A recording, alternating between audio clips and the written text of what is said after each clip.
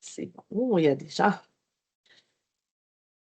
Bonjour tout le monde. On va démarrer un enregistrement pour ne pas oublier de le faire. Donc, c'est déjà en cours pour l'enregistrement.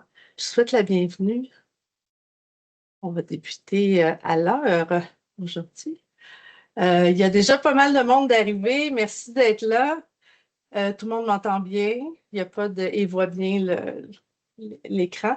Je vous invite, si vous le désirez, à allumer vos caméras. Ça nous donne beaucoup d'énergie aux présentatrices et on va être très heureux de voir vos visages et vos réactions. Donc, n'hésitez pas à allumer vos caméras pendant la rencontre. On va commencer parce qu'on a beaucoup de pain sur la planche aujourd'hui et je vais présenter, je vais passer la parole tout de suite à ma collègue Camille Larente qui va vous souhaiter la bienvenue. Donc, bonjour et bienvenue à tous. C'est vraiment un plaisir de vous avoir avec nous aujourd'hui.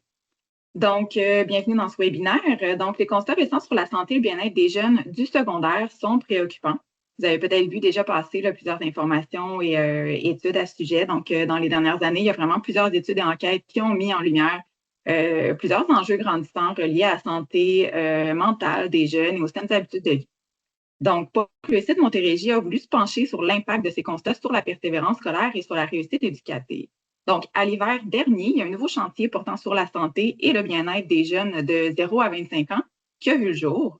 Donc, on est très content aujourd'hui de vous présenter ce webinaire en partenariat avec la Direction de santé publique TEL en Montérégie dans la série des webinaires statistiques.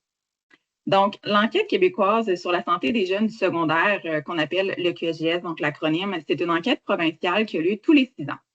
Cette enquête est vraiment intéressante parce qu'elle est menée par l'Institut de la statistique du Québec et vise à recueillir de l'information sur la santé physique et les saines habitudes de vie, en fait, des jeunes, aussi sur la santé mentale et psychosociale chez nos jeunes du secondaire. Donc, en plus d'avoir les données de la dernière édition de 2022-2023, on a aussi également accès aux résultats des enquêtes précédentes, donc des années 2010-2011 et 2016-2017. Donc, ça nous permet vraiment de voir une évolution de la santé des jeunes du secondaire dans la province et dans la région. Donc, c'est vraiment une grande source d'information, cette enquête-là, sur la santé des jeunes adolescents. Donc, c'est pourquoi on a décidé de présenter ces résultats dans le webinaire d'aujourd'hui.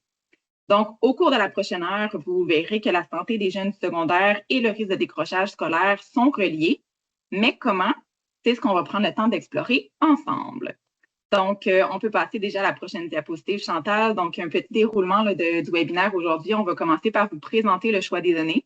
On va ensuite présenter les données. On va présenter les principaux constats. On a quelques pistes d'action aussi à vous présenter. Et on va conclure. Je tiens aussi à préciser qu'on va avoir une période de questions à la toute fin. Donc, merci à tous et bon webinaire. Merci beaucoup, Camille. Avant de passer la parole à Marie-France Racine-Gagné, qui est notre collègue de la Direction de la santé publique qui est avec nous aujourd'hui pour la présentation, je vais vous expliquer un peu pourquoi, quelles données on a choisi de présenter aujourd'hui et pourquoi, en fait. C'est que, comme l'a dit Camille, on a vraiment regardé attentivement les données de l'EQSJS 2022-2023 et on s'est attardé aux indicateurs qui portent plus spécifiquement, en fait, sur la santé et le bien-être. Mais en plus de ça, dans le QSJS, ce qui est intéressant, c'est qu'on va croiser certaines données avec le risque de décrochage. Et comme chez Pôle Réussite Montérégie, c'est la préoccupation principale qui nous habite, on a décidé de vous présenter les indicateurs de santé qui avaient été croisés avec le risque de décrochage élevé chez les jeunes, donc pour être en mesure de se concentrer sur les bons enjeux, enfin sur les enjeux pour lesquels on a des données. Alors, ce qu'on va vous présenter aujourd'hui, c'est des données en lien avec l'activité physique de loisirs et de transport, l'environnement social, l'estime de soi et les compétences personnelles, la santé mentale et les troubles mentaux, le sommeil, le temps d'écran et la violence. Pour chacun de ces indicateurs-là, Marie-France va nous donner une petite explication pour vraiment qu'on comprenne mieux de quoi on parle puis qu'on mette en contexte les indicateurs. Alors, je passe tout de suite à notre premier indicateur et je laisse la parole à Marie-France pour nous parler un peu de l'activité physique. Oui, bien, merci Chantal, merci Camille. Effectivement, Je suis là aujourd'hui à titre de personne de la direction de santé publique pour dire qu'on est quand même très heureuse de travailler, de collaborer étroitement avec Pôle Réussite. Et évidemment, les données de l'EQSJS, c'est des données aussi qui ont été diffusées par la direction de santé publique. Je voyais sur le PowerPoint précédent, la diapo précédente, qu'il y avait aussi le lien vers nos infographies, donc vous aurez accès. Oui, effectivement, je voyais, c'est ça, super, merci Chantal. Donc, vous pourrez avoir accès à nos contenus de santé publique. Le plus qu'on fait aujourd'hui avec l'équipe de Pôle Réussite, c'est vraiment, là, comme Chantal l'explique bien, de vraiment faire un focus sur tu sais, c'est quoi spécifiquement les indicateurs sur lesquels faut s'attarder en lien avec le décrochage scolaire. C'est vraiment cet angle-là qu'on prend de plus aujourd'hui. Donc oui, moi j'y vais pour présenter les indicateurs. Je vais y aller sommairement parce que juste vous rappeler cette enquête-là menée au Québec auprès de jeunes qui ont eux-mêmes répondu à des questions en lien avec tous ces indicateurs-là, des questions où ils devaient pour la plupart cocher entre c'est sur une échelle, hein, donc de tout à fait en désaccord, totalement en accord, et que c'est vraiment une enquête là, très crédible et sur laquelle on se base beaucoup pour définir les besoins de nos jeunes. C'est que si on commence, l'activité physique de loisirs et de transport, c'est qu'il faut savoir, donc, on distingue activité physique de loisirs, hein, c'est tout ce qui est les temps libres tout au long de l'année scolaire. Donc, c'est vraiment ce qu'on considère qui est, les cours d'éducation physique, par exemple, ne sont pas considérés dans les activités physiques. Donc, pourtant, sont essentiels, mais dans cet indicateur-là, de la façon qui est mesuré, on parle de ce qui est à la maison, à l'école ou ailleurs, mais à l'école, outre les cours d'éducation physique. Et ça peut être autant en contexte organisé que non. Et l'activité de physique de transport, quand on parle au niveau des transports, c'est tout ce qui est nos transports actifs. Est-ce qu'on va à l'école ou on se déplace à pied, bicyclette, etc., etc. Et si on va au prochain, cet indicateur-là aussi. Là, je ne commencerai pas à vraiment tout vous expliquer les détails, mais juste sachez que le calcul qui est fait là, en arrière de cette enquête-là pour venir déterminer si un jeune est actif, moyennement actif ou, bon, jusqu'à inactif, on va vraiment, tu sais, il y a des mesures d'intensité. Est-ce que le jeune, par exemple, on va souvent se dire, est-ce qu'il sue? Est-ce que ça amène de la sueur, l'activité en termes d'intensité, de fréquence par semaine? Et c'est un calcul qui est fait en arrière de cet indicateur-là. Donc, je te laisse la parole, Chantal. Merci beaucoup, Marie-France. Je vais commencer par vous parler de l'évolution de tout ça depuis 2016-2017 parce j'ai pas les données de 2010-2011 pour cet indicateur-là. Donc, dans les deux dernières études, on constate que la portion ou la proportion de jeunes actifs demeure relativement stable. La différence ici n'est pas significative à l'échelle de la Montérégie. Je vous le dis, là, actuellement, les données que je vous présente, ce sont les données montérégiennes. Toutes les données que je vais vous présenter aujourd'hui sont de la région, donc on peut s'y identifier. Pour les jeunes qui sont moyennement actifs, on a un léger recul, donc surtout chez les filles. Alors, voyez-vous, ici, on est à 23,8 chez les filles et on tombe à 19,3 sur les moyennement actifs. Et pour ce qui est de, oups, excusez-moi, je vais revenir en arrière, de la catégorie des personnes qui ne sont peu, très peu ou pas actives, alors là, ici, on a une augmentation de ces élèves-là. C'est donc, on voit ce qu'on perçoit dans ce tableau-là, c'est une tendance à la baisse de l'activité physique. Et cette tendance-là est encore plus marquée chez les filles. Chez les garçons, l'activité physique des très peu ou pas actives est restée stable, mais chez les filles, on constate l'augmentation de l'inertie ou de l'inactivité. Donc, peut-être une problématique ici qui est encore plus préoccupante pour les filles. Et on voit qu'on a plus de la moitié de nos jeunes, dont 51% de nos jeunes qui sont un peu, très peu ou pas du tout actifs. Maintenant, si je compare cet indicateur-là au risque de décrochage élevé, alors là, ce que je vais vous présenter, ce sont exactement les mêmes données, mais je vais me concentrer sur 2022-2023. Alors, on zoome sur 2022-2023. Ce sont les mêmes données, par-dessus lesquelles j'ai superposé ici le taux d'élèves élevés à risque de décrochage scolaire élevé. Alors, ce qui est très intéressant ici, c'est qu'on peut voir que chez les élèves qui sont actifs ou moyennement actifs, le taux de décrochage scolaire reste relativement bas, là, quand on peut dire que 14% par rapport à d'autres taux qu'on va voir, ça reste relativement bas. Et je veux vous dire aussi que dans l'ensemble de la présentation, vous allez remarquer que le risque de décrochage élevé est plus élevé de façon générale chez les garçons. OK? Donc ça va être une constante tout au long de la présentation. Le risque de décrochage élevé est plus élevé chez les garçons. Alors, je ne le mentionnerai pas à chaque fois, seulement lorsque c'est vraiment une différence qui est très importante. À ce niveau-ci, on peut voir que la catégorie un peu, très peu ou pas du tout actif, on peut voir que les proportions d'élèves à risque de décrochage sont beaucoup plus préoccupantes, d'autant plus que la population qui est très peu ou pas active constitue la majorité des jeunes. Donc, on a des proportions de décrochage plus élevées sur un nombre de jeunes qui sont plus élevés. On peut donc considérer que le groupe de peu, très peu ou pas actifs, ça constitue une part importante des élèves à risque de décrochage. Donc, ça ici, c'est à considérer dans nos observations. Je continuerai, Marie-France, rapidement parce que vous voyez, on va aller vite avec l'environnement social. Gardez vos questions pour la fin. Notez vos questions. On va revenir à la fin si vous avez des questions.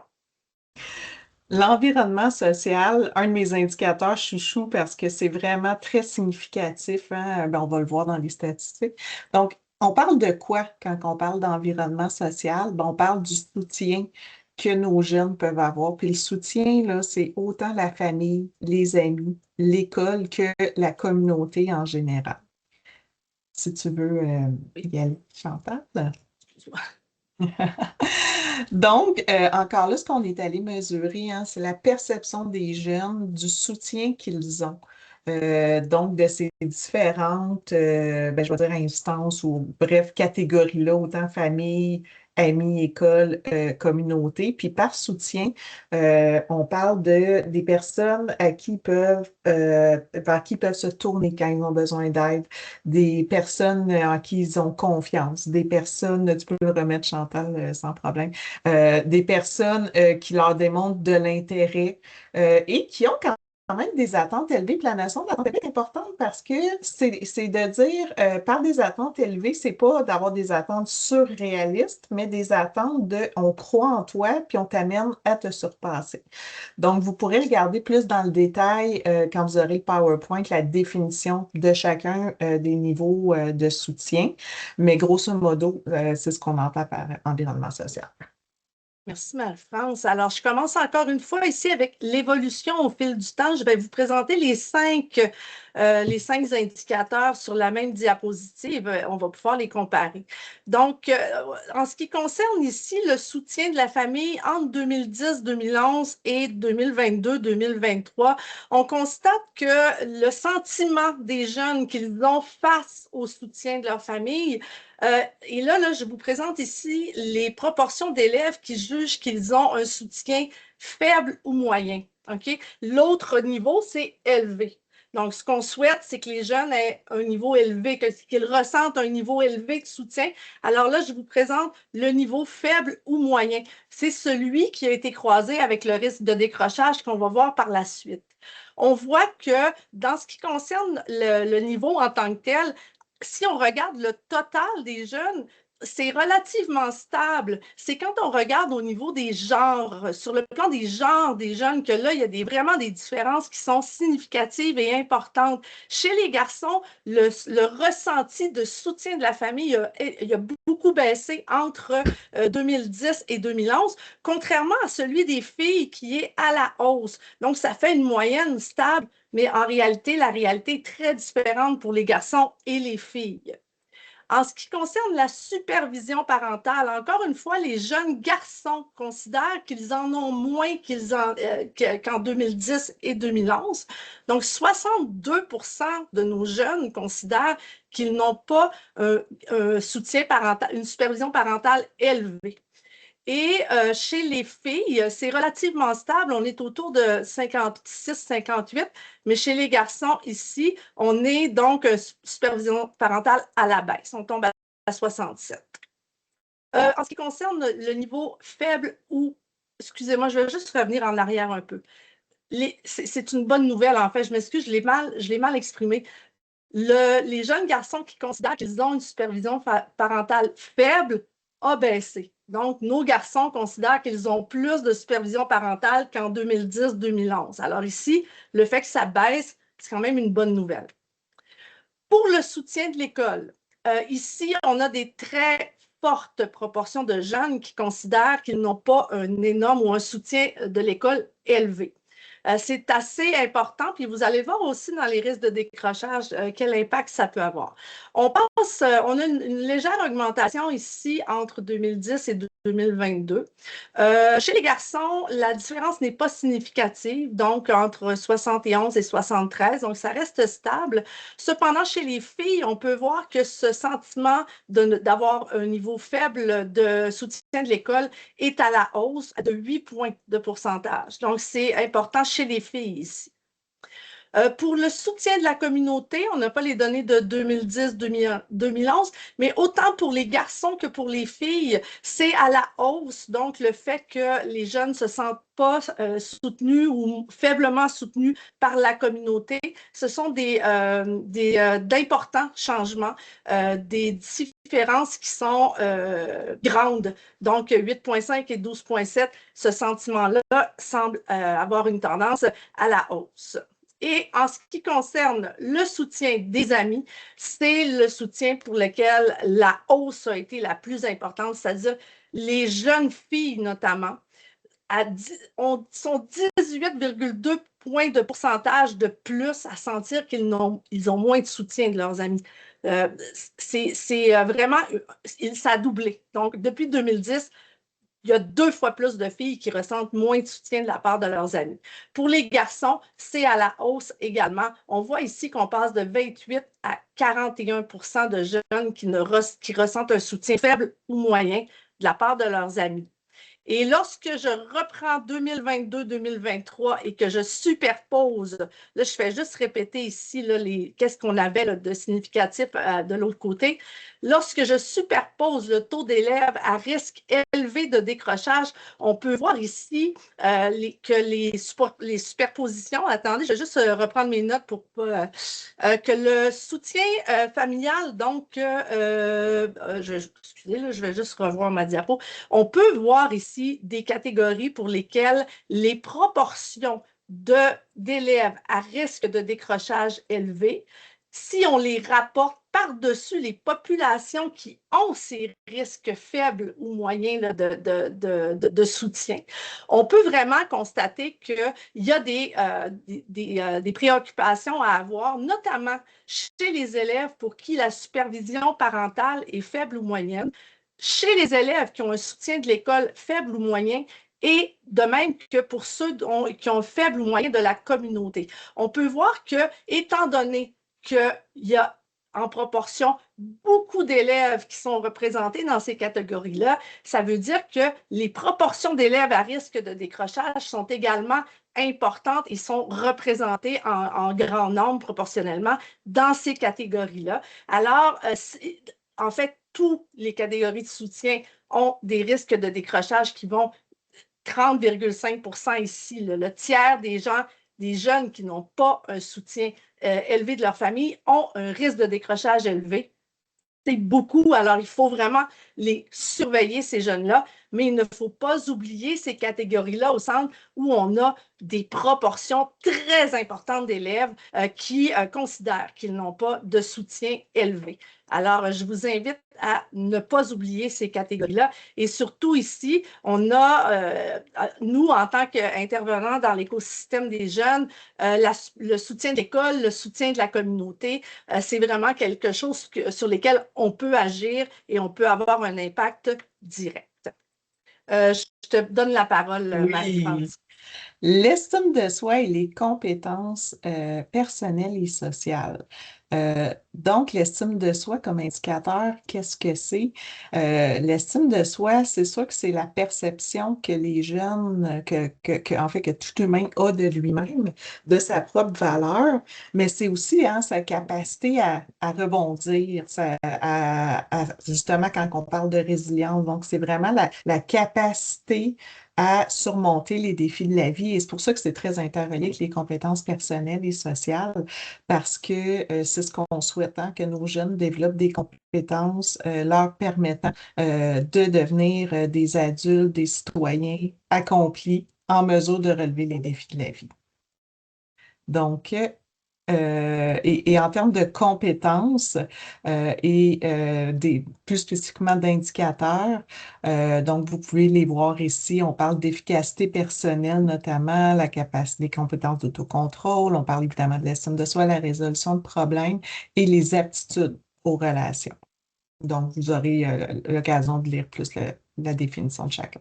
Oui, c'est très intéressant de consulter ces éléments-là. Encore ici, on a beaucoup de différenciation en termes de genre, puis c'est vraiment important de ne pas oublier, de ne pas amalgamer les groupes de jeunes dans un total, parce qu'il y a vraiment des différences importantes pour les garçons et pour les filles. Attendez, je vais juste bouger un peu le cadre de la caméra. En ce qui concerne l'autocontrôle, donc en 2010-2011, c'est un indicateur qui est resté pas mal stable au fil du temps. Autant chez les garçons que chez les filles, c'est quelque chose qui ne bouge pas beaucoup. OK? Donc, ça reste quand même que une énorme majorité de jeunes considèrent qu'ils ont un niveau d'autocontrôle faible ou moyen. On verra l'impact quant au risque de décrochage de ces jeunes-là. En termes d'efficacité personnelle ici, c'est à la hausse le niveau faible ou moyen, autant chez les garçons que chez les filles. Par contre, chez les filles, c'est une hausse beaucoup plus marquée. On sent cette progression-là. Chez les garçons, en fait, la hausse est assez modeste, là, mais vraiment chez les filles, c'est marqué. Okay? Puis pourtant, voyez-vous, dans l'indicateur global, on ne peut pas sentir que chez les filles, il y a cette progression-là. Donc, n'oubliez pas nos filles qui sont très représentées ici. L'estime de soi, encore une fois, regardez la hausse monumentale chez les garçons et les filles, 2 fois plus grande chez les filles. On a 93% de nos jeunes filles qui ont un niveau d'estime de soi faible ou moyen et 86% de nos garçons. Et ce sont des niveaux chez les filles qui sont passés de 64% à 93%. On peut donc se questionner ici, là. Il y a un indicateur pour lequel il faut vraiment aller voir qu'est-ce qui en retourne. Pour les relations interpersonnelles, encore une fois ici, ça c'est l'aptitude à avoir des relations personnelles qui sont harmonieuses. On a un niveau faible et moyen qui, encore une fois ici chez nos filles, a plus que doublé. On est en fait, 21, j'ai dit à la hausse plus 12,7, mais j'ai même une erreur ici. Là, la différence est plus grande. Excusez, je vais le corriger avant de vous envoyer le document. Mais même si la différence a doublé ici, chez les filles, on a plus que doublé. Donc, et chez nos garçons, on a une augmentation qui est importante également. Et pour la résolution de problèmes, donc la capacité à résoudre des problèmes, encore ici, on a des augmentations importantes. Et chez nos filles, 21% de nos filles qui considèrent qu'ils ont un niveau faible ou moyen en résolution de problèmes, contre 86% de nos garçons. C'est des hausses qui sont quand même importantes et à considérer. Maintenant, je vais vous présenter les données 2022-2023 et le risque de décrochage associé à ces données-là. C'est très important à considérer. Donc, on a nos niveaux ici de 2022. On voit que dans les relations interpersonnelles, nos jeunes c'est là où ils considèrent en plus grand nombre, proportionnellement, qu'ils ont des niveaux élevés. Mais que pour l'ensemble des autres compétences personnelles, les jeunes semblent avoir des niveaux faibles et moyens et semblent être en difficulté à ce niveau-là. Pour ce qui concerne le risque de décrochage élevé, si on regarde ici dans l'autocontrôle, on est à 20% de nos jeunes qui ont un faible niveau d'autocontrôle à risque de décrochage. Donc ici, c'est plus élevé chez les garçons, mais vraiment, là, on le voit quand même qu'il y a un regard à porter attentivement encore plus chez nos garçons, d'autant plus qu'ils sont ils sont beaucoup plus nombreux proportionnellement à avoir de la difficulté avec l'autocontrôle. Et c'est la même chose pour l'efficacité personnelle. Cependant, même si les garçons ici ont une proportion plus faible de niveau, avoir un niveau faible, le risque de décrochage est à 25%. On voit donc sur la population totale des garçons et des élèves que le risque est grand de décrochage chez nos garçons, autocontrôle et efficacité personnelle.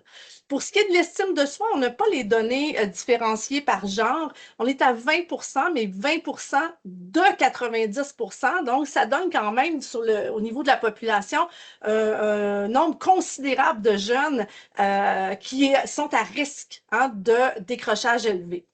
Pour les relations interpersonnelles, considérant que notre population qui a un niveau faible est plus basse, même si les taux de risque élevés de décrochage sont quand même élevés, là, sont même parmi les plus élevés, là, si on regarde pour les autres indicateurs, étant donné la population plus petite de jeunes qui sont à risque, eh bien, on voit que les taux semblent moins préoccupants, mais sachez que chez les jeunes qui ont des difficultés dans leurs relations interpersonnelles, le quart de ces jeunes-là sont à risque de décrochage élevé. Et pour notre résolution de problème, on voit ici encore nos garçons qui sont à 23% de nos garçons, donc près du quart de nos garçons, près du quart de 86% de nos garçons qui sont à risque de décrochage élevé si ces garçons-là ont de la difficulté dans la résolution de problèmes. Alors, c'est vraiment des éléments à considérer très sérieusement lorsqu'on veut identifier les jeunes à risque de décrochage élevé. Je te passe la parole, Marie-France. Oui, hey, wow, c'est inquiétant. On voit ces chiffres-là, Oui. On dirait de m'y refaire répéter parce que là, on va regarder la santé mentale, mais c'est sûr que tout ça est imbriqué. Hein, les compétences des jeunes, les compétences sociales et personnelles, quand on dit ça contribue à la résilience, ça contribue à ce qu'ils deviennent, c'est comme une fondation, à ce qu'ils soient solides, ben, ça a aussi un impact sur leur santé mentale. C'est que je vous annonce malheureusement qu'il n'y aura pas des beaux chiffres non plus pour la santé mentale. Mais santé mentale, de quoi on parle? Ben, il y a deux choses super très distinctes. Ben, la santé mentale, je pense que là, c'est assez connu. Tout le monde a une santé mentale. Quand on parle de santé mentale, l'indicateur qu'on a voulu aller chercher, c'est l'état de bien-être. Est-ce que nos jeunes perçoivent qu'ils sont bien?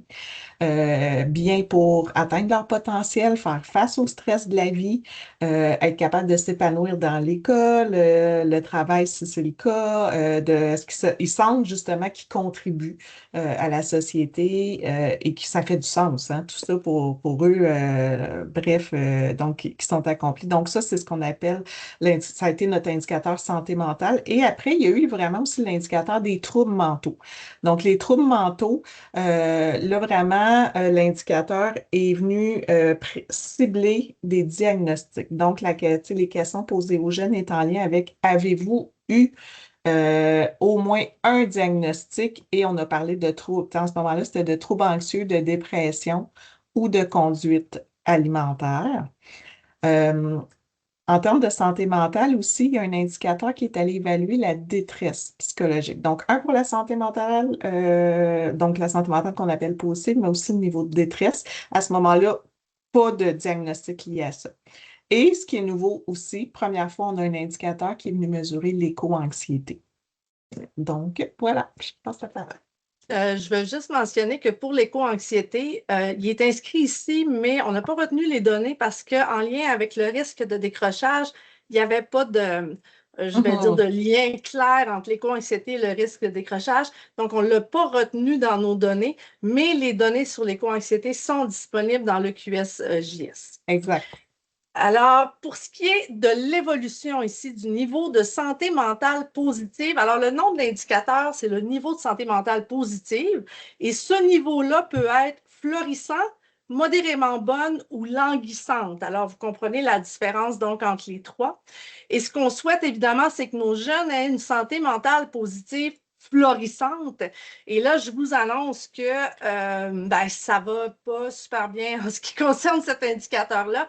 On vient de baisser de 13,2 points de pourcentage en termes global. Et chez les filles, c'est 15,7 points de pourcentage qui sont de baisse dans la santé mentale florissante. Et là, je vous amène tout de suite à la santé mentale languissante. On passe de 5,5 des jeunes à près de 13 de nos jeunes qui ont une santé mentale languissante. Ça a doublé chez les garçons et plus que doublé chez les filles. Ce sont des niveaux qui sont... cette augmentation-là, elle est inquiétante. Maintenant, quelle est la part de la pandémie dans tout ça? C'est vraiment important. C'est sûr que ce sera à considérer. Puis, que ça va être important de considérer les chiffres du prochain QSJS, mais l'empêche que nos jeunes sont en ce moment avec ces problématiques-là. La santé mentale modérément bonne, elle a augmenté un peu également. Donc, ce qui se trouvait ici a quand même été un peu ramené dans le modérément bonne et on voit quand même, encore une fois, que chez les filles, c'est beaucoup plus élevé. Alors, florissante, là, beaucoup plus bas chez nos filles. Le décrochage maintenant, donc je reprends 2022-2023 et je ramène ça avec le taux élevé de décrochage, donc le risque élevé de décrochage. Alors, qu'est-ce qu'on voit? On voit que chez les jeunes qui ont une santé mentale florissante, on est autour de 11% de ces jeunes-là qui sont à risque de décrochage. Donc, ce ne sont pas des taux très élevés si l'on compare aux deux autres niveaux de santé mentale. Je vais tomber tout de suite en bas parce que c'est un jeune sur trois dont la santé mentale est languissante. Autant chez les filles que les garçons, c'est un jeune sur trois qui a des risques élevés de décrochage.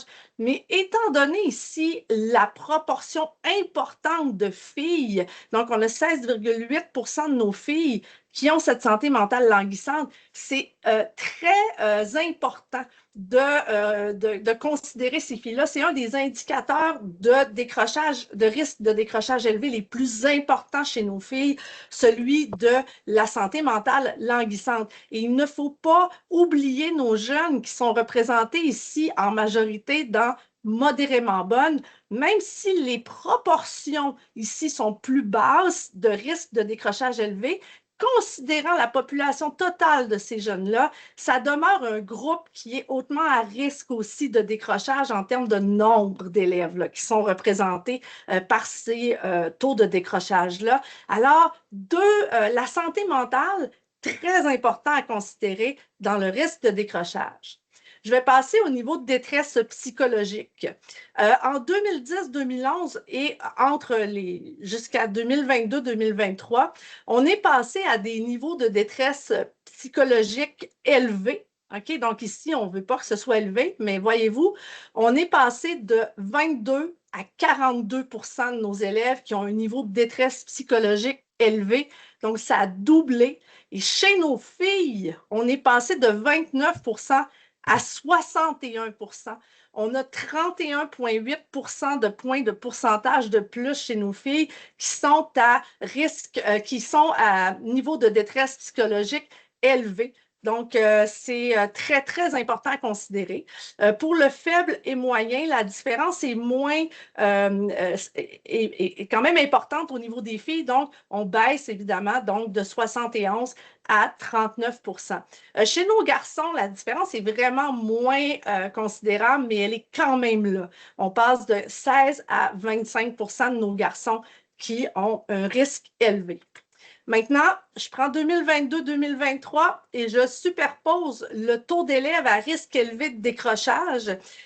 Bon, alors ici, vous voyez, il y a quand même chez les personnes qui ont un niveau de détresse psychologique faible ou moyen, si l'on regarde la figure, étant donné qu'ils sont représentés en majorité, l'importance quand même des groupes de jeunes, elle est là. On voit quand même qu'il y a une forte population de jeunes à risque de décrochage, même si leur niveau de détresse psychologique est faible ou moyen. Mais je vous ramène en haut ici, 24 de nos jeunes qui ont un niveau de détresse psychologique élevé sont à risque de décrochage.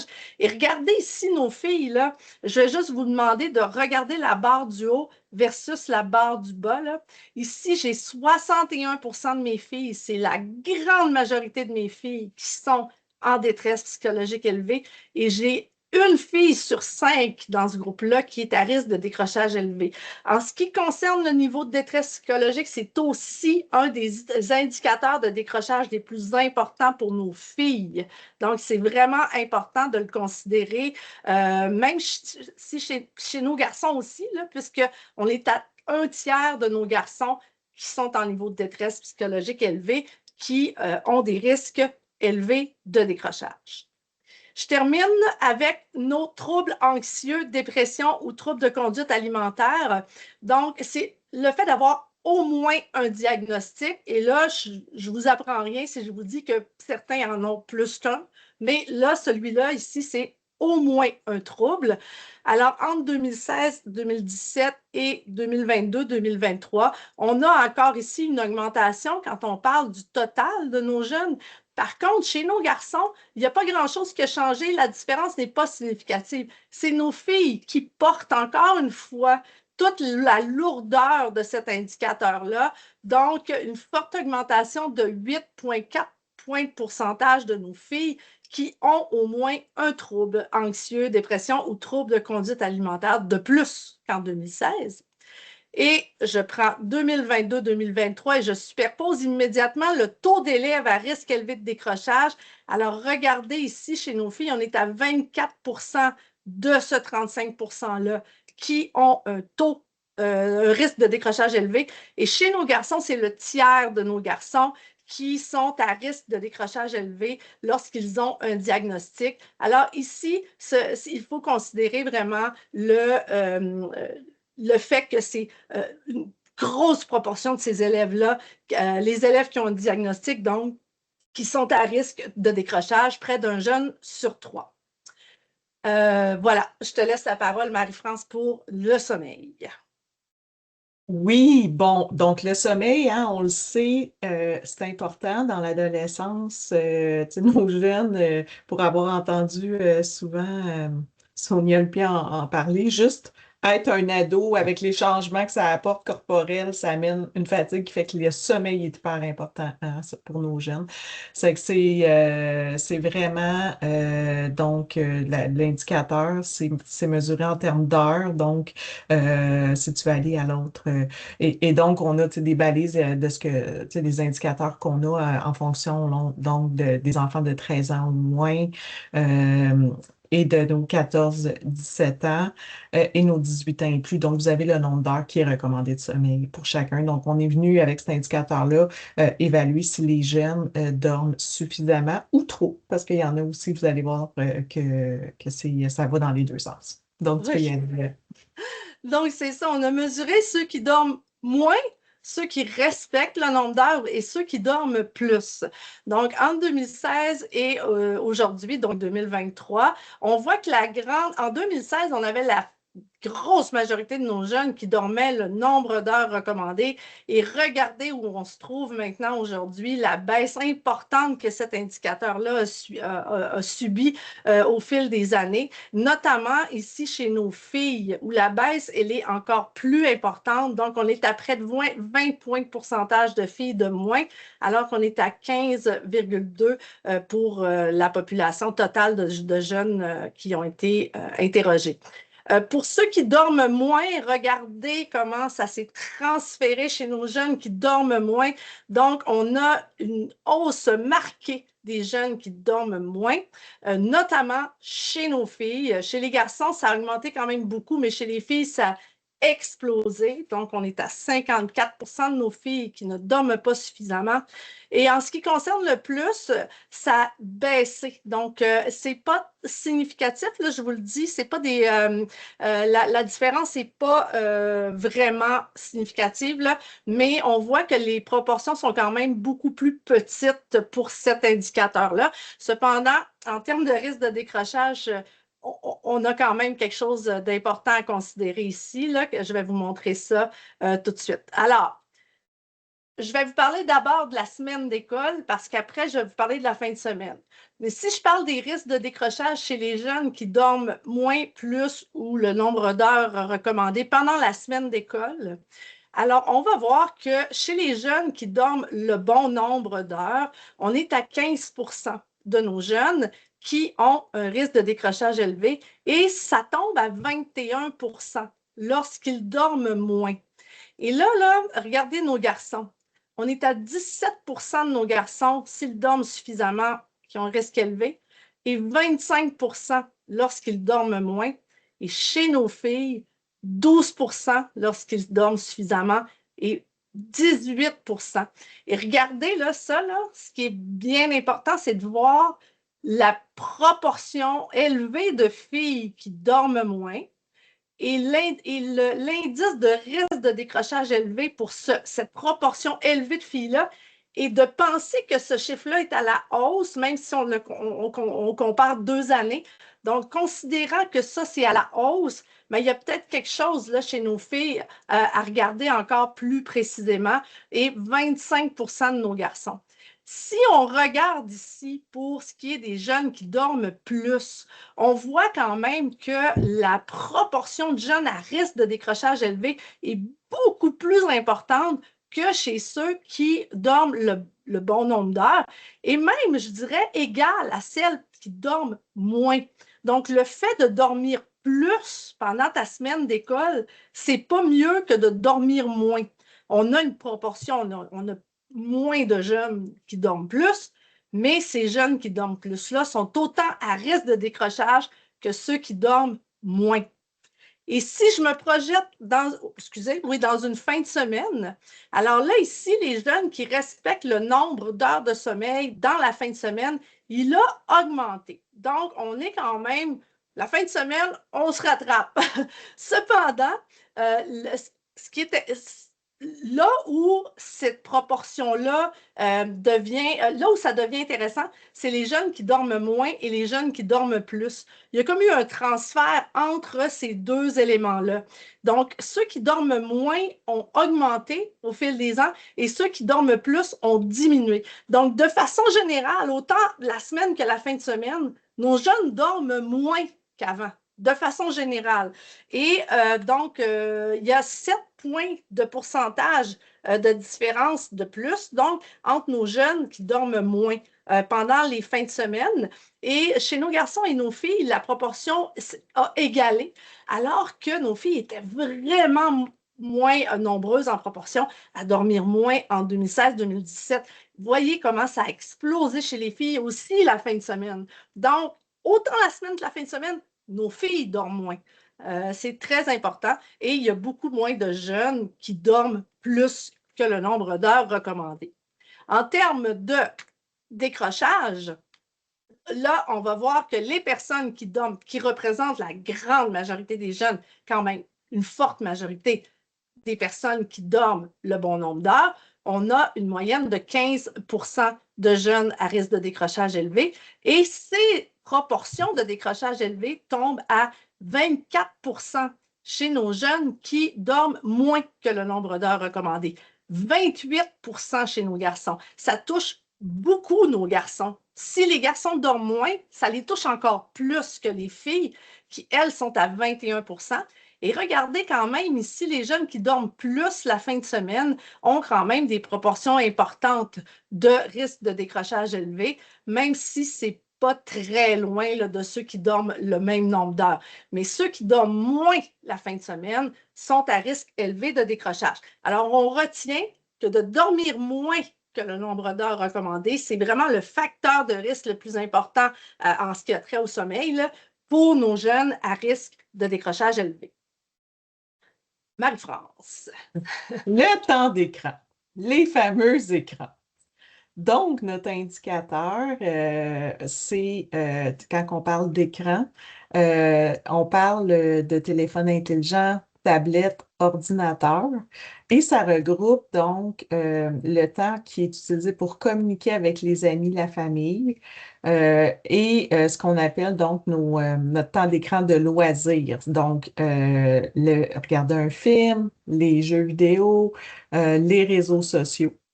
Et on le sait, hein, les écrans sont utilisés quand même en milieu scolaire, mais ce qu'on est venu mesurer, ça ne considère pas ce qui est utilisé en milieu scolaire, c'est vraiment donc le temps d'écran passé pour les communications et les loisirs.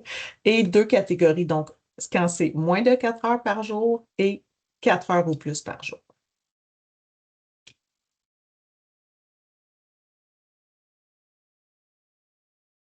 Ton micro est fermé. Chantal, ton micro Je viens est de voir, fermé. je viens de voir, merci. Merci, Marie-France. Donc, on a seulement les données 2022-2023 ici pour le temps passé devant un écran. Et quand même, j'étais heureuse de constater quand même que la forte majorité de nos jeunes passaient moins de 4 heures par jour devant leur écran pour les loisirs et les communications. Donc, au moins, mais on a quand même des proportions, c'est plus d'un jeune sur 4 qui passe 4 heures ou plus par jour devant un écran. Et regardez nos filles ici, là, 28,7%. Donc, on a des grosses proportions et on va voir comment ça affecte le risque de décrochage. Chez les jeunes qui passent moins de 4 heures, on est à peu près à 15% en moyenne de taux de décrochage, de risque de décrochage élevé. Et voyez-vous, ça tombe à 26% de nos jeunes lorsqu'ils passent 4 heures ou plus. Et là, je regarde mes garçons, là, et les garçons de la Montérégie, je vous le dis, puis je n'ai pas fait de comparaison avec le Québec dans d'autres indicateurs, mais pour celui-là, je vais le faire. C'est un des indicateurs où nos garçons de la Montérégie se distinguent encore plus. Ils ont des taux de décrochage, de risque de décrochage élevé plus importants que dans le reste du Québec pour ce qui est du temps passé devant l'écran de 4 heures ou plus. Chez nos filles, on est à 22,4% de risque de décrochage élevé. C'est quand même une bonne différence. Alors, nos garçons qui sont toujours devant leurs écrans à surveiller en Montérégie. Voilà. Je vois que le temps passe. Il nous reste un seul indicateur. On va le faire rapidement. On va y arriver, on va y arriver. Juste un, mais tout un. La violence. Oui, c'est ça, c'est le gros. C'est le gros. Violence, dans le fond, on est allé mesurer autant des jeunes qui sont victimes de violence que ceux qui en font vivre. Et la violence, donc, on considère plusieurs éléments. Donc, j'ai pas le temps d'aller dans le détail. Je vais vous laisser lire, mais vous pouvez voir qu'on parle d'agressivité directe, indirecte, de conduite imprudente. Donc, ça englobe vraiment beaucoup de choses et vous avez les détails ici. Puis je le répète, c'est la même chose que pour l'autre indicateur. Ici, c'est au moins un comportement. Donc, pour certains jeunes, il peut y en avoir plus qu'un. Alors, pour ce qui est de l'évolution ici de cette violence-là, vécue sur le chemin de l'école ou en chemin, à l'école même, on voit quand même que chez les garçons, ça demeure relativement stable. L'indicateur n'a pas augmenté beaucoup au fil du temps, sauf chez les filles. C'est les filles qui ont fait monter cet indicateur-là. Donc, on passe de 31 à 38 pour les filles, hausse de la violence en chemin ou à l'école chez les filles. Les comportements agressifs directs, eh bien, bonne nouvelle, chez nos garçons, c'est à la baisse. Mais chez nos filles, c'est à la hausse. À surveiller ici. Les comportements agressifs indirects, chez nos garçons, ça reste stable. Et bonne nouvelle, chez nos filles, c'est à la baisse. Puis les comportements indirects, c'est on te fait des coups dans le dos, on parle de toi dans ton dos, etc. Donc ici, c'est bien, il y a une baisse, même si la proportion totale demeure très élevée. Hein, on voit que c'est les comportements qui sont le plus rapportés. Eh bien, on constate une baisse. C'est encourageant. Les conduites imprudentes ou rebelles, encore une fois ici, tout est à la baisse chez nos jeunes. Les comportements imprudents ou rebelles, c'est devenu, dans le fond, l'indicateur a égalisé chez les garçons et les filles, alors que nos garçons étaient très représentés en 2010, c'est venu s'égaliser. Les filles n'ont pas baissé beaucoup, mais les garçons énormément. Donc, bonne nouvelle ici. Et pour les conduites délinquantes, on a une baisse de 10 points de pourcentage chez nos garçons, mais une hausse de près de 4 points de pourcentage chez nos filles. Ce n'est pas des hausses qui sont énormes, mais peut-être un petit à surveiller ici. Pour ce qui est du risque de décrochage, on est en 2022-2023. Le taux d'élèves qui ont au moins un comportement agressif indirect, on le voit ici, comment ce taux-là est plus élevé que les autres. Donc ça, ici, c'est la population étudiante la plus, où le comportement est le plus représenté. Et en plus, on peut voir que c'est 27% de ces étudiants-là qui sont à risque élevé de décrochage. Alors, surveillez les comportements agressifs indirects pour pouvoir isoler une partie de vos étudiants qui pourraient être à risque de décrochage élevé. Mais je vous ramène quand même aux autres indicateurs. N'importe quel de ces comportements de violence-là est associé à un risque de décrochage élevé. Quoique celui où à l'école ou en chemin à l'école étant peut-être représenté à 22%, 20% ici, on voit quand même que chez les garçons, les pourcentages de risque de décrochage, encore une fois, sont toujours plus élevés que pour les filles, pour les conduites violentes.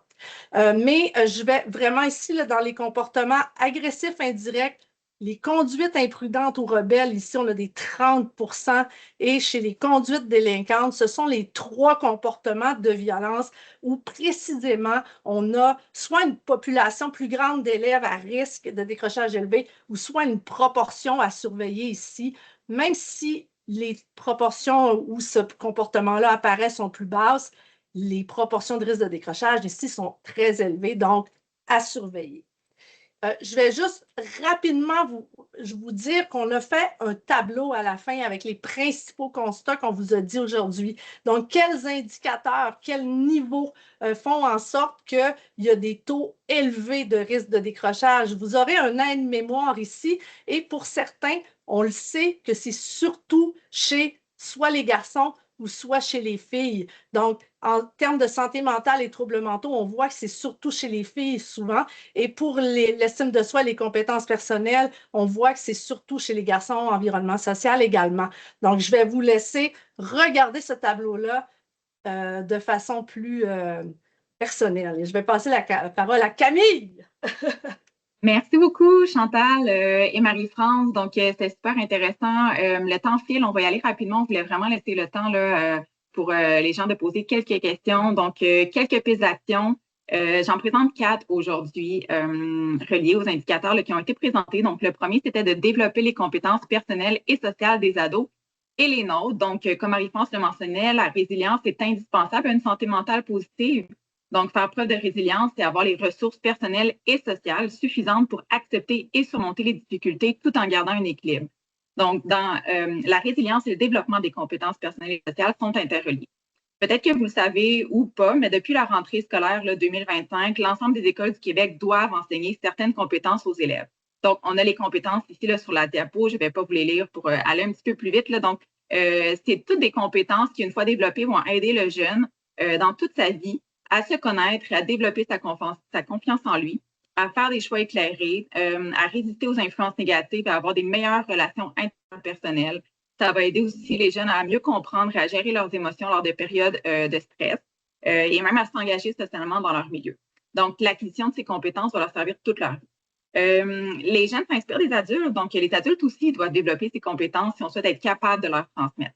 Donc, ce n'est pas seulement les écoles qui doivent les enseigner et les incarner, mais c'est vraiment tous les milieux dans lesquels les jeunes évoluent. On peut passer à la prochaine piste d'action, Chantal. Donc, la prochaine, c'est de favoriser les saines habitudes de vie. Donc, offrir des activités sportives diversifiées dans les écoles, donc axées sur le plaisir et l'acceptation de tous, donc que ce soit des programmes à l'intérieur du cursus, que ce soit en parascolaire, bonifier les options de transport actif, installer des infrastructures favorisant l'activité physique dans les communautés, instaurer de bonnes habitudes de sommeil, limiter le temps d'écran avant le coucher, ouvrir le dialogue avec les ados sur l'impact de leur temps d'écran et le contenu consulté aussi, et montrer l'exemple. Donc, c'est sûr que si les enfants, les jeunes ne voient pas leurs parents prendre soin de leur santé, aller dehors, bouger, c'est plus difficile pour un jeune d'être motivé aussi à le faire.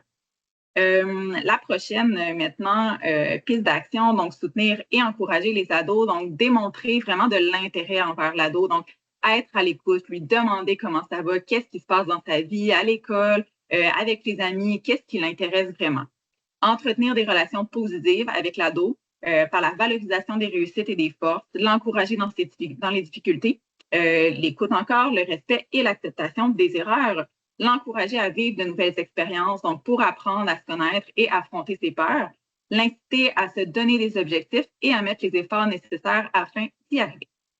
La dernière piste d'action, faire de nos communautés des espaces propices au bien-être des ados, donc offrir des espaces, des services, une programmation culturelle et sportive dédiée aux ados dans la communauté, les inclure dans les réflexions et les décisions, soutenir le déploiement d'activités collectives pour les ados, rendre les milieux de vie sécuritaires et bienveillants, instaurer un sentiment de sécurité, inciter les ados à dénoncer les actes de violence verbale, physique ou psychologique auprès d'un adulte de confiance et favoriser une bonne communication entre les milieux. Donc, c'est allé express. On est déjà rendu à la conclusion. Donc, merci à tous d'avoir été présents, en fait, avec nous aujourd'hui. Donc, c'est déjà la fin du webinaire. On espère que les données présentées vous auront sensibilisé sur l'impact que peut avoir la santé sur la persévérance scolaire. On voit qu'il y a plusieurs indicateurs qui ont été présentés aujourd'hui qui sont en déclin depuis la première édition de l'EQSJS. Donc, il y a encore beaucoup de travail à faire pour améliorer la santé et le bien-être des ados de la Montérégie. Donc, tant que ces tendances-là ne seront pas inversées, on estime qu'on ne sera jamais trop à essayer d'aider les jeunes pour rendre en fait leurs environnements favorables à la santé et au bien-être, pour leur permettre de s'épanouir à l'école et de persévérer. Donc, on veut tous mettre la main à la pâte dès maintenant. Donc, pour avoir en fait des pistes d'action supplémentaires, là, vous aurez tout ça là, dans le PowerPoint. On vous invite aussi à vous abonner à notre infolette si ce n'est pas déjà fait, parce que dans les prochaines semaines, il va y avoir un nouvel onglet sur notre site web qui va vraiment porter sur la santé et le bien-être des jeunes de 0 à 25 ans. Pour avoir une foule d'informations. Donc, restez à l'affût. Merci beaucoup et on a quelques minutes pour des questions. Oui, on a gardé quelques minutes. Je viens d'activer les micros des participants. Alors, vous pouvez lever la main, on va vous donner la parole. Je tiens à préciser que toutes ce que j'ai dit verbalement en lien avec les diapos d'aujourd'hui va être vraiment bien précisé dans l'onglet santé bien-être qu'on va mettre en ligne. Vous allez vraiment avoir les explications très détaillées de chaque graphique qu'on vous a présenté aujourd'hui. Donc, ne manquez pas ça. Est-ce qu'on a des questions? On a une dans le chat, en fait, quelqu'un, moi je ne la connais pas personnellement, mais qui demande si on connaît la trousse d'évaluation des décrocheurs potentiels. Est-ce que c'est mis en place par les centres de services scolaires? Je ne peux pas te dire, c'est Marie-Dina Oui. qui. C'est Oui, européen. Oui, vas-y, Marie-Dina. Ben dans le fond, ça a été, tu dis c'est européen, mais peut-être aussi, il y a eu une recherche qui a été faite par l'Université de Montréal. J'ai un article qui est vraiment pas si loin de ça, qui définit un petit peu les types de décrocheurs. Il y a comme 4 catégories. Je me rappelle bien, c'est désengagé, euh, inadapté, sous-performant, puis un autre. Puis ça montre aussi des pistes d'intervention à faire avec eux. C'est justement dans la même optique que les sphères de vie par rapport aux amis, à l'école, la famille. Si ça va bien à l'école, ça va pas bien à l'école, s'ils sentent la perception de l'école aussi. Fait que c'est quand même assez complet. pour vrai, il y a des lacunes quand même. Ça peut être un petit peu... Bonifié. je sais pas comment on appelle ça en recherche, là, mais c'est ça. Il y a des fois, c'est pas que c'est biaisé, mais il y a quelques... En tout cas, je sais pas comment dire ça, mais c'est vraiment intéressant. Si je peux vous le partager. J'ai un article de... Ouais, je sais pas si je peux le partager là-dedans, là, mais je pourrais vraiment vous l'envoyer. Puis il y a une trouche, je sais pas comment, à mon ancien job, on avait ça. Il fallait avoir un code. Puis, mettons, les personnes, je sais pas moi, en adaptation scolaire, je sais pas il y a des gens à l'école et tout ça qui sont en adaptation scolaire, c'est quand même assez intéressant. Ou même au régulier, là, c'est assez intéressant d'avoir les résultats à ce moment-là pour pouvoir savoir être mieux outillé à ce moment-là. Est-ce que vous avez un lien? Non, c'est ça. C'est le même, OK. Ben, je vais mettre mon courriel. Je réalise que je n'ai pas mis le courriel dans la présentation PowerPoint. Je vais l'ajouter avant de vous l'envoyer, mais je vais le mettre dans le chat. Puis si jamais vous avez l'occasion de me le faire parvenir par courriel, ça m'intéresserait beaucoup. Puis je la transmettrai à Marie-France puis à Camille à ce moment-là. Non, je peux... ouais, c'est bon, il n'y a pas de problème. Puis à ce moment-là, Merci. On va pouvoir... c'est bon. Merci. Très intéressant, merci beaucoup. Je vois qu'il y a beaucoup de gens qui ont trouvé les données pertinentes. Je suis contente de voir que ça a été apprécié. Est-ce qu'il y a d'autres questions? Des commentaires? Des suggestions? Bonjour Diane, je ne vous avais pas vu. Je viens de voir que Diane est là. Merci beaucoup tout le monde. On a été vite, hein? Je suis consciente qu'on a dû activer beaucoup, mais on a quand même pu tout vous présenter. Donc, la présentation va vous être envoyée par courriel avec un très, très court formulaire de satisfaction. Ça prend 1 minute, donc si vous pouviez, c'est vraiment des choix de réponse, là, donc rien de très long à faire. Alors, si vous pouviez le faire, ça nous rendrait vraiment service. Puis, n'hésitez pas à nous écrire s'il y a quoi que ce soit. Puis, abonnez-vous à notre infolettre pour savoir quand notre section sera en ligne. Merci tout le monde!